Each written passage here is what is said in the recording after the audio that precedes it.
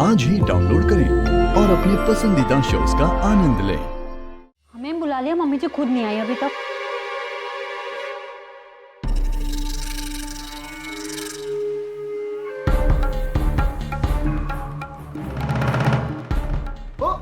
हद हो गई। मैंने आप लोगों को यहाँ अपनी प्रॉब्लम सॉल्व करने के लिए बुलाया है और आप लोग तो अपने आप में ही मस्त हो।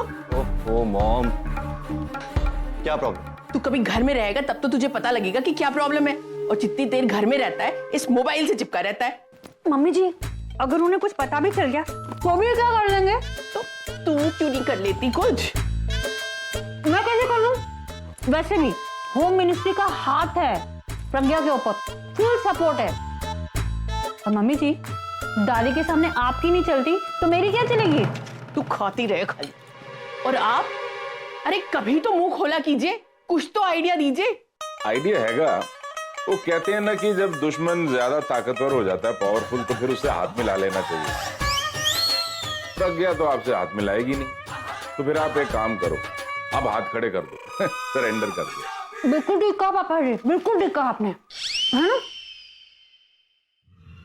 ये सब तो किसी काम के नहीं है। इससे पहले कि ये बुढ़िया उस प्रज्ञा को बैंक के लॉकर की चाबी दे दे, मुझे ही कुछ करना पड़ेगा।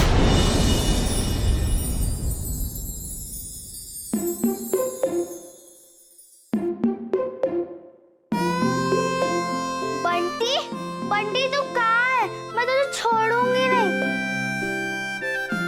चाची, आपने क्या बंटी को किधर देखा? नहीं तो क्यों? पता है, उस बंटी ने ना मेरी पेंसिल चुरा दी।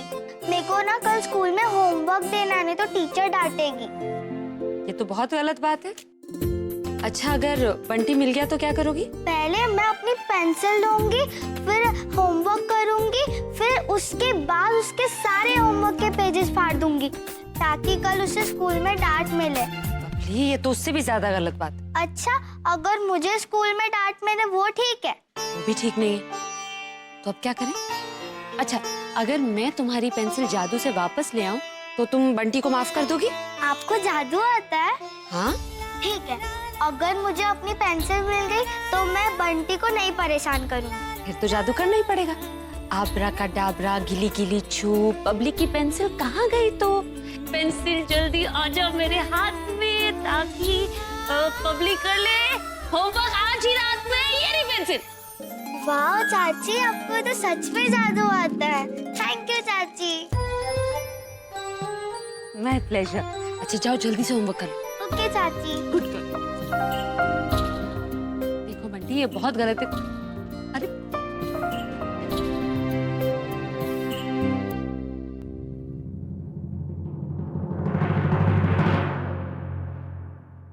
आलिया, तुम्हें पता है कल मैं एक ज्वेलरी शॉप में गई थी। इतनी सुंदर ज्वेलरी थी ना वहां पर, मुझे तो मन किया कुछ खरीद लूं, लेकिन फिर सोचा तुम्हारी शादी होगी तो मुझे कुछ ना कुछ तो मिल ही जाएगा ना, बस इसलिए नहीं ली। ऐसा क्या करूं जिससे उस बहन जी की असलियत दादी के सामने आ जाए? आलिया, वैसे तुम्हारी शादी होगी कब? पूरब से तय हुई थी ना, अब होगी भी या नहीं, उससे कुछ प्रॉब्लम हुई है क्या? प्रॉब्लम ना भी हो तो भी आप करवा दोगे ना मिताली भाभी? कितनी बार कहा है दूसरों की लाइफ में इंटरफेयर मत कीजिए। तो तुम भी ना, मुझे तो बस तुम्हारी फिक्र हो रही थी, इसीलिए पूछ लिया बस।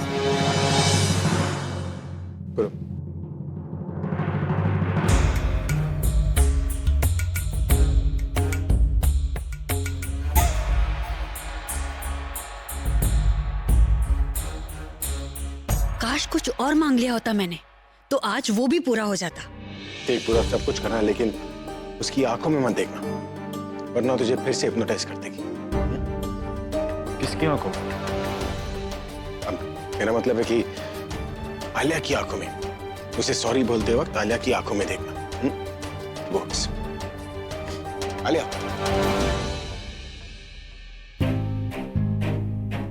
आलिया, पूरब तुमसे कुछ कहना चाहता है। एक्चुअली होल्ड ऑन, इस मोमेंट को विटनेस करने के लिए मैं किसी को बुलाना चाहता हूँ, क्योंकि अगर वो नहीं है तो उसके बिना बात नहीं बनेगी। I'll be back.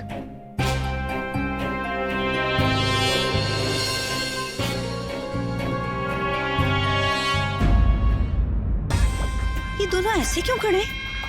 जैसे एक दूसरे को जानते ही नहीं है। मिताली, कुछ तो गड़बड़ जरूर है। मैंने आपसे कहा ना, मुझे काम। काम? आज के दिन इससे ज्यादा इंपॉर्टेंट कोई काम नहीं हो सकता। मुझे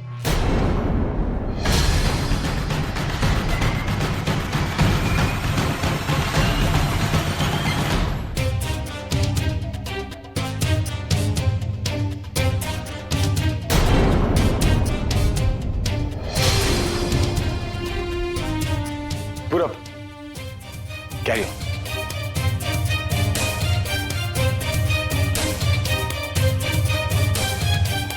अभी मुझे इनसे कुछ अकेले में बात करनी है।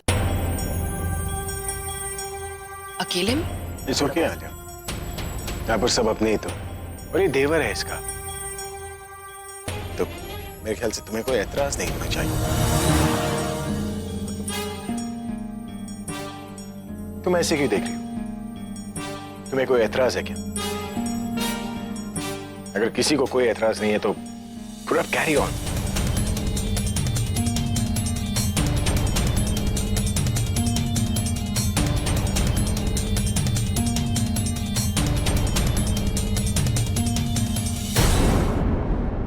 आलिया, रिलैक्स।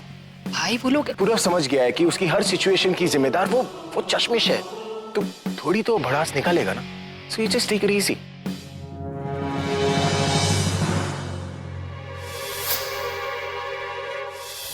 उस दिन प्रज्ञा स्कूटर वाले के साथ थी और आज पूरब के साथ कमरे में अकेले। ये हो क्या रहा है? कुछ न कुछ गड़बड़ तो जरूर है। पूरब, ये सब क्या है? तुमने मुझसे अकेले में क्या बात करनी?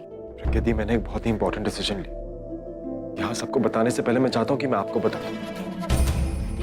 प्रज्ञा दी, मैंने अभी को बता दिया कि मैं आलिया से शादी करने के लिए तैयार हूँ। आलिया से शादी? लेकिन तुम तो बुलबुल से प्यार करते हो। प्रज्ञा दी, मैं ये सब बुलबुल के लिए ही कर रहा हूँ। आपकी शादी की वजह से जो भी प्रॉब्लम क्रिएट हुई है, मैं बुलबुल को उससे दूर रखना चाहता हूँ। नहीं चाहता इसका सोल्यूशन ढूंढने के चक्कर में वो किसी से भी शादी करे।